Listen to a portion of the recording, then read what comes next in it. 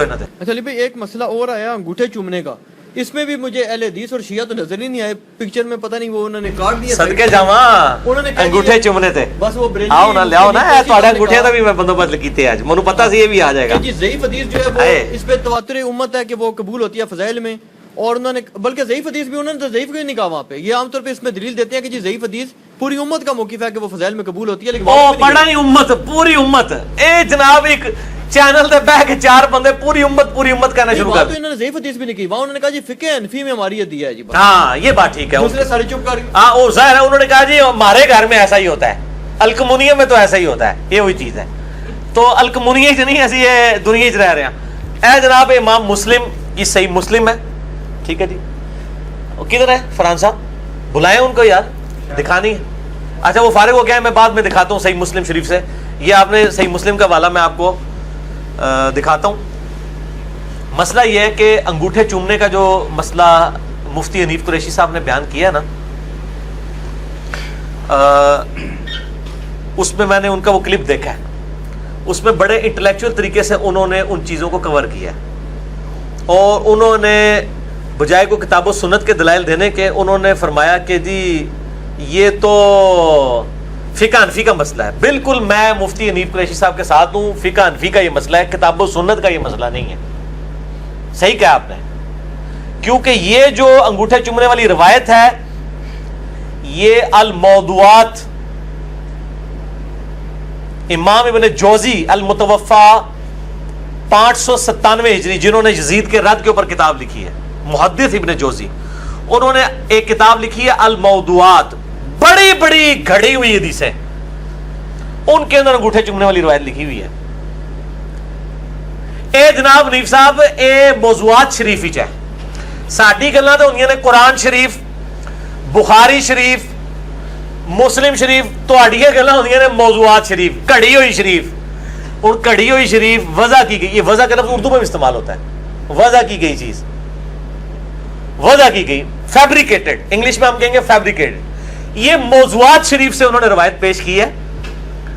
یہ کوئی حدیث کی کتاب نہیں ہے بلکہ گھڑی ہوئی بڑی بڑی حدیثوں کی ہے موضوعات شریف. یہ بتائیں, اور غلام رسول سعیدی صاحب نے صحیح مسلم میں باقاعدہ اس حدیث کے حوالہ نیچے لکھا ہے موضوعات شریف تو میں کہہ رہا ہوں موضوعات انہوں نے حوالہ لکھا ہوا ہے.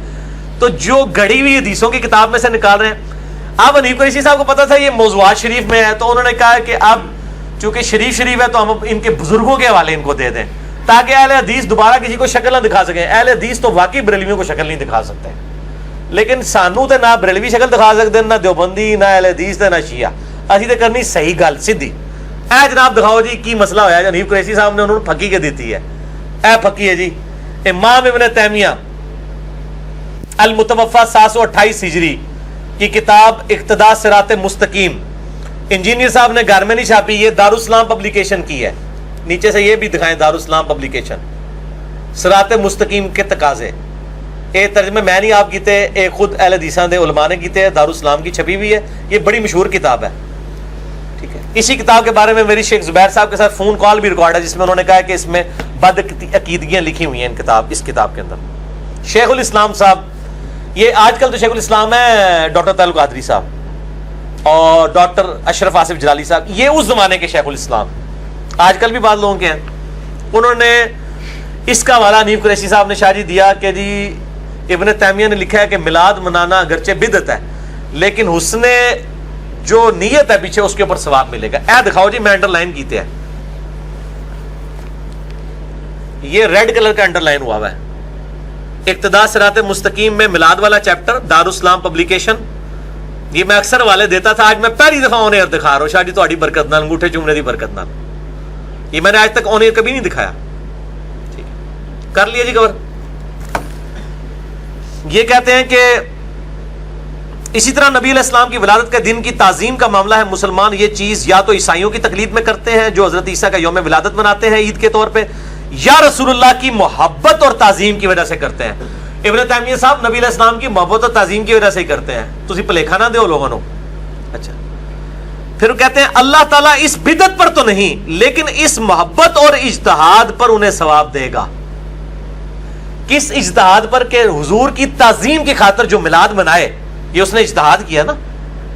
یعنی بریلوی کب کہتے ہیں کہ یہ جو ہے شروع سے اس طرح جلسے جلوس ہو رہے ہیں, وہ بھی مانتے ہیں 8ویں 9ویں صدی ہجری میں شروع ہیں. یہ بھی حکمرانوں نے شروع کیا, پھر اجماع کروا دیا. حکمران ڈنڈے کی زور کے اوپر اجماع کروا دیتے ہیں.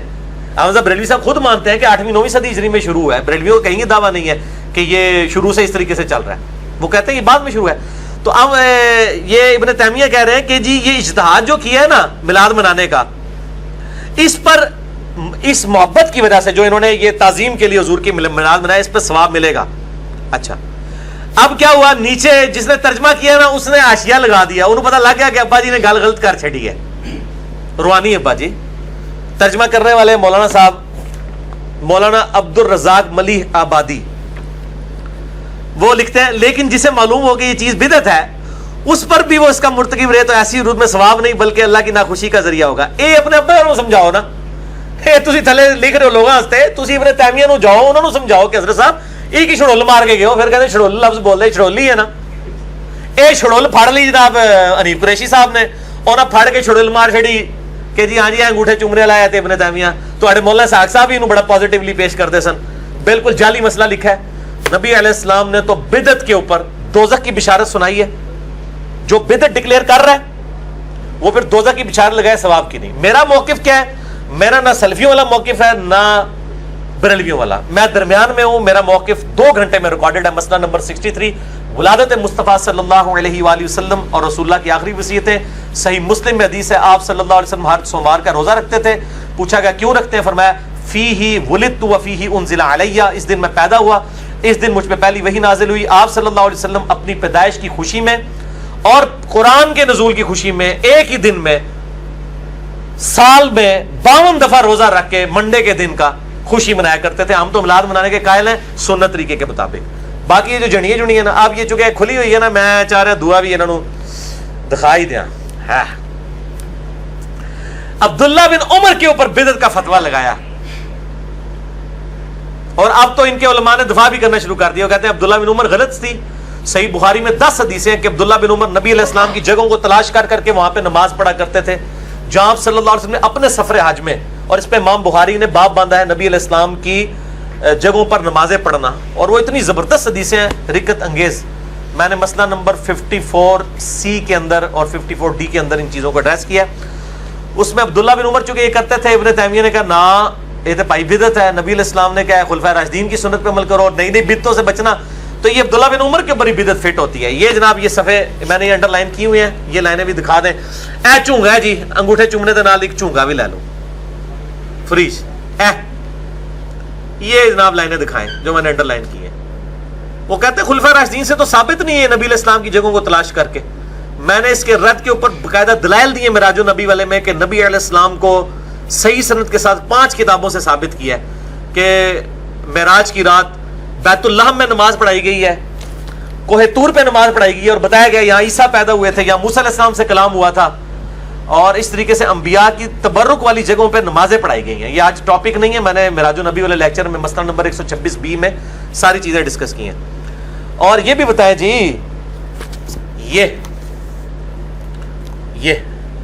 یہ والی لائن, وہ تو ادھر وہ والی لائنیں تھی نا, ادھر یہ والی لائن بھی ہے. انہوں نے کہا چونکہ خلفائے راشدین نے نہیں کیا, عبداللہ بن عمر نے کیا, لہٰذا یہ بدعت ہے. یہ ان کی ڈیفینیشن ہے. اور یہ کہتے ہیں نہیں انہوں نے کام کو بدعت کہا, عبداللہ بن عمر کو بدعتی نہیں کہا. دیکھیں کیسا ہے ان کے پاس اربع طریقے بچانے کا اپنے بزرگوں کو. حالانکہ یہاں جو ترجمہ ہوا یہ میں نے نہیں کیا ہوا. یہ کہتے ہیں خبردار نو ایجاد کام نہ کرنا, کیونکہ ہر نو ایجاد کام بدعت ہے, ہر بدعت گمراہی ہے. اور معلوم ہوا کہ خلفائے راشدین نے یہ بات کبھی نہیں کی, لہذا اس فعل میں خلفائے راشدین کی سنت نہیں بلکہ ایک بدعت کی پیروی ہوتی ہے. سیدھا سیدھا عبداللہ بن عمر کو انہوں نے کہا کہ بدعت کی پیروی کی ہے.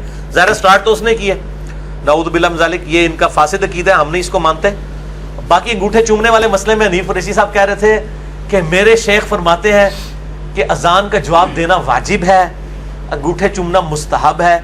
تو لوگ اشہدو ان محمد رسول اللہ تو نہیں کہتے اور صرف انگوٹھے ہی چومتے ہیں. تو میرے شیخ فرماتے ہیں واجب کام بھی کریں. اپنے شیخ صاحب کو دسو واجب جڑا ہے نا وہ اذان دا جواب نہیں ہے, وہ بھی سنت ہے. واجب ہے درود شریف پڑھنا. جو جامع ترمذی میں حدیث ہے کہ برباد ہو جائے وہ شخص جس کے سامنے میرا ذکر ہو, مجھ پر درود نہ پڑھے. اللہم صلی علی محمد وعلی آل محمد وصلی اللہ علیہ وآلہ وسلم. اور جامعہ ترمذی میں حدیث ہے مولا علی علیہ السلام سے کہ کنجوس ہے وہ شخص جس کے سامنے میرا ذکر ہو مجھ پر درود نہ پڑے. اللہم صلی علی محمد وعلی آل محمد صلی اللہ علیہ وآلہ وسلم بھی پڑھ سکتے ہیں, دوسرا کوئی بھی دروشی پڑھ سکتے ہیں. تو اپنے بزرگان دین کو فرمائیں کہ یہ اذان کا جواب دینا واجب نہیں, سنت ہے, درود شریف پڑھنا واجب ہے. تو آپ یہ انگوٹھے چومنے کے اوپر جو ساتھ تلقین کر رہے تھے تو قریشی صاحب یہ بول ٹی وی پہ آپ سے سکپ ہو گیا. آپ شیخ صاحب سانو شیخ بے شک بنا لو, اسی تو ایک سٹیپ اگے دس رہے ہیں کہ درود شریف پڑھنا واجب ہے. دوسرا نمبر جو ہے اشہدو ان محمد رسول اللہ, اس کا جواب دینا. تیسرے نمبر پہ آپ انگوٹھے چومنا چاہتے ہیں اور آپ کے فقہ حنفی پہ, آپ چونکہ آپ نے خود ہی کہہ دیا کہ ہم نے فقہ حنفی پہ عمل کرنا ہے, کتاب و سنت پہ تو نہیں کرنا, تو ہمارے نزدیک تو وہ حجت نہیں ہے. ہمارے پاس تو فقہ حنفی کی جعلی روایتیں, رد المختار در مختار کی, فتاوی شامی میں رد المختار جو در مختار پر اعتراضات کے جواب میں علامہ ابن عابدین شامی المتوفی 1252 ہجری نے رد المختار لکھی ہے. مختار میں خے ہے خرگوش والی, اور رد المختار میں ہا ہے الوائی والی, ٹھیک ہے. رد المختار کو فتاوی شامی بھی کہتے ہیں. تو یہ ابن عابدین شامی یہ وہی شخص ہے جس نے سب سے پہلے محمد بن عبد الوہاب صاحب پہ نجد والی حدیث فٹ کی تھی. حالانکہ یہ وہی شخص ہے جس نے رد المختار میں لکھا ہے کہ اگر کسی کو یقین ہو کہ اپنے پیشاب اور خون سے سورہ فاتحہ کا تعویذ لکھنے سے اسے شفا ہوگی تو وہ کر سکتا ہے. اے بزرگ جی توڑے بزرگ کی چھڑول بزرگ. اور مجاہد بندہ ہے غلام سعود سعیدی, اس نے کہا کہ ایک مسلمان مر جانا تو گوارا کرے گا لیکن یہ کام نہیں کبھی کرے گا. اور کہتا ہے کہ ہمارے بزرگوں پہ اللہ رحم فرمائے, بال کی کھال اتارنے کی عادت نے ان کو یہاں تک پہنچا دیا. کیسا دفاع کیا. یہی کسی اور فرقے نے کہا ہوتا, کہتا دیکھو کیڑے بڑے گستاخ نے, اے ہے ہی گستاخ نے. تو یہ عظمت کی باتیں نہیں ہیں. ابن عابدین شامی کا اپنا کریکٹر یہ ہے. اور پیر میل شاہ صاحب, توڑے پیر میل شاہ صاحب, انہوں نے ابن عابدین شامی کو سارا کاپی مار کے نا اونی کوٹ کر کے محمد بن وہاب صاحب کو کہتا ہے نجد علی دیسی دے لکھ دی ہے. اے سارے چھاپے مار دے, نقال جے اخوان دے مفتی, حالانکہ نقل کر دے جائے ایک دوسرے دی نقلاں مار مار کے نا, تو محدث بھی اخوان دے ہوندے نقال نے, صرف نقل کرتے ہیں. تو اے جناب جو ضعیف حدیث, ضعیف کیا وہ میں نے بتایا تھا نا, ایک دیوبندی مفتی کے پاس میں گیا ان دنوں, میں تحقیق کر رہا تھا. میں نے کہا جی آپ انگوٹھے کیوں نہیں چومتے؟ میں تو دیوبندی ہو کے بھی بریلوی کے بعد دیوبندی جب ہوا تو میں انگوٹھے چومتا تھا. انہوں نے کہا جی اس لیے نہیں چومتے کہ بریلوی چومتے ہیں. میں کہا یار چنگا صاحب ہے بھائی, فقہ حنفی کا بنیادی مسئلہ ہے. تو نہیں جی ضعیف حدیث ہے, فضائل مال میں بھی ضعیف حدیث ہے. یہ ضعیف سے بھی ایک درجے آ گئی ہے, بلکہ موضوع ہی ہے. اور باقی یہ جو ضعیف حدیثیں ہیں نا, ضعیف حدیثیں فضائل پہ یہ کہتے ہیں نا, یہ دھوکہ دیتے ہیں. مفتی حنیف قریشی صاحب نے وہ حدیث بیان کی ہے کہ سیدنا ابوبکر صدیق رضی اللہ تعالیٰ عنہ علیہ السلام نے انگوٹھے چومے اس جعلی روایت میں, اور نبی علیہ السلام نے فرمایا جو میرے اس خلیل کی سنت پہ عمل کرے گا میں اس کا قائد بنوں گا قیامت والے دن شفیع. تو یہ صرف فضیلت تک تو نہیں رہے, انہوں نے تو عقیدہ کاٹ لیا کہ اس کی شفاعت ہوگی جو انگوٹھے چومے گا. کہتے فضائل کہہ کے داخل کرتے ہیں, پھر عقیدہ بناتے ہیں. حالانکہ صحیح مسلم میں حدیث ہے جس نے اذان کا جواب دیا, درود شریف پڑھا, اس کے بعد الوسیلہ والی دعا مانگی, اس پہ میری شفاعت حلال ہو جائے گی. وہ بیک فٹ پہ چلا گیا, انہوں نے انگوٹھے چومنے پہ ہی کام کروا دیا, اور الٹا جو نہیں چوم رہے ان کے اوپر گستاخ رسول کے فتوے. تو یہ خود اور یہ ضعیف روایتیں جو ہے نا, امام مسلم کے مقدمے میں امام مسلم نے یہ بات لکھی ہے. شاہ جی میں نے پہلے بھی آپ کو کئی دفعہ بتایا ہے, امام مسلم نے صحیح مسلم کے مقدمے میں لکھا ہے کہ جو حدیثیں ہیں یا تو حلال و حرام کے لیے لی جاتی ہیں, یا لی جاتی ہیں امر اور نہی کے لیے, امر و نواہی کے لیے, کسی کام کا حکم دینے یا اسے منع کرنے, یا ترغیب اور ترہیب کے لیے. الترغیب و ترہیب, یہ امام منذری کی ایک کتاب بھی ہے. الترغیب کہتے ہیں نیک اعمال کی فضیلت لوگوں پر آشکار کرنا, فضائل سنانا, اور الترہیب ڈر سنانا برے اعمال کا. تو امام مسلم نے تینوں کا ذکر کیا ہے کہ حلال و حرام, امر و نواہی, الترغیب و ترہیب. ان 6 کاموں کے لیے 3 کیٹیگریز بن گئی اور 6 کام. اس کے علاوہ حدیث کسی اور کام کے لیے نہیں لی جاتی ہے. تو جب اس کام کے لیے حدیث لی جا رہی ہے تو پھر حدیث کا پرکھنا ضروری ہے. کیا صحیح حدیثیں دنیا میں ختم ہو گئی ہیں کہ آپ لوگ ضعیف حدیثوں سے سہارا لے رہے ہو, اور جو لوگ یہ ضعیف حدیثیں اپنی کتابوں میں نقل کرتے ہیں ان کا مقصد صرف یہ ہے کہ لوگوں پہ اپنی علمیت جھاڑیں کہ ہم نے اتنی روایتیں جمع کر لی ہیں. حالانکہ ایسے علماء جاہل کہلانے کے حقدار ہیں جو ضعیف روایتیں ان کا ذوق بتائے بغیر اپنی کتابوں کے اندر نقل کر رہے ہیں. کیا صحیح حدیثیں ختم ہو گئی ہیں؟ اسی کے تحت میں نے کیلکولیشن نکالا تھا کہ امام مسلم ضعیف حدیث کو فضائل میں لینے کے بھی قائل نہیں ہے. ٹھیک ہے جی.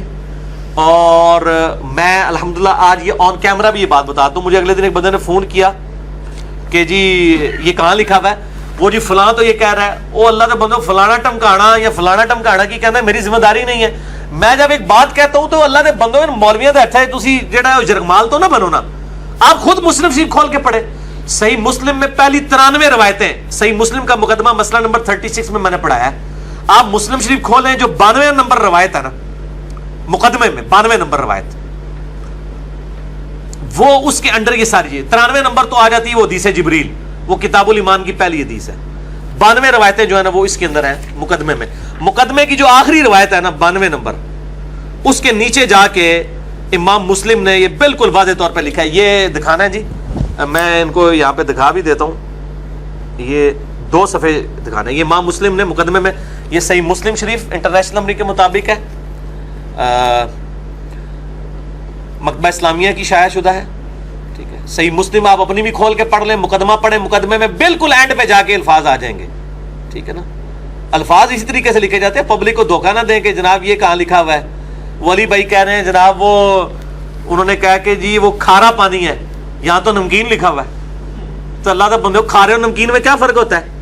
الترغیب و ترہیب فضائل ہی بات ہو رہی ہے نا, ٹرمز ہے نا, استعمال ہو رہی ہیں ٹرمز محدث کی ہے. یہ دکھا دیا جی, اور یہ پہلے صفحے کے اوپر بھی یہ ساری دکھائیں جی. جتنے میں نے جملے بولے ہیں نا یہ والے انڈر لائن ہوئے میں نے پڑھ کے سنا دیے. باقی جس کو شوق ہے خود پڑھے.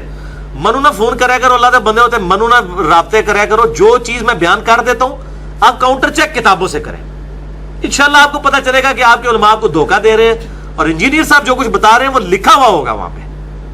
ٹھیک ہے, انشاءاللہ تعالی اللہ کے فضل سے.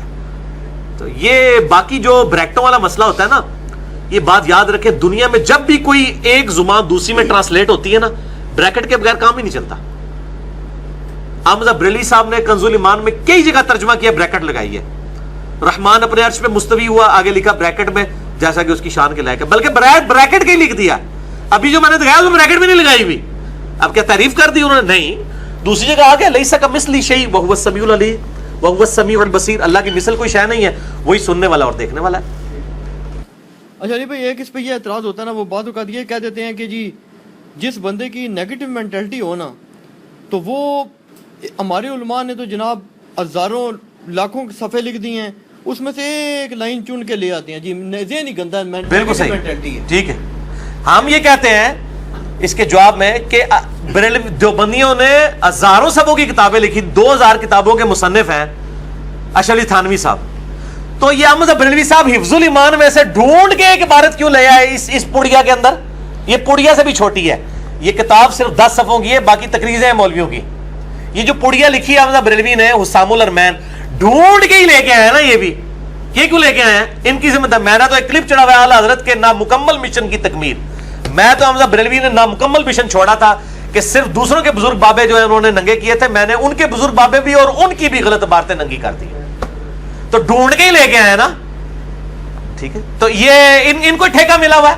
ان کو آج کل ٹھیکہ میرے کو ہے جناب, کیونکہ احمد بریلوی صاحب 1340 ہجری فوت ہو چکے ہیں, اے پائی چل رہے 1438 ہجری, اے انجینئر صاحب کا دور ہے, اتنے ٹھیکہ آج کل میرے کو ہے بھائی.